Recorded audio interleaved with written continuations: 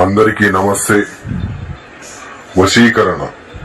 ఈ వశీకరణ ప్రయోగం ఎవరి మీద ఉపయోగిస్తారు అంటే భార్యాభర్తలు విడిపోయినప్పుడు, అలాగే ప్రేమికులు విడిపోయినప్పుడు, అలాగే మీ శత్రువులు మిమ్మల్ని బాధ పెట్టినప్పుడు, అలాగే మీరు కోరుకున్న వ్యక్తి, మీరు కోరుకున్న వారిని ఎవరినైనా సరే మీ చెప్పు చేతుల్లో ఉంచుకోవడానికి, అలాగే మీరు చెప్పిందే వినేటట్టుగా చేసుకోవచ్చు.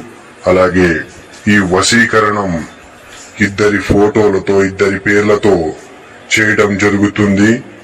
అలాగే మీ ఇంట్లో పిల్లలతో సమస్యలున్నా, అత్తామామలతో సమస్యలున్నా, మీకు ఎటువంటి సమస్యలున్నా గానీ పరిష్కారం అనేది తప్పకుండా లభిస్తుంది.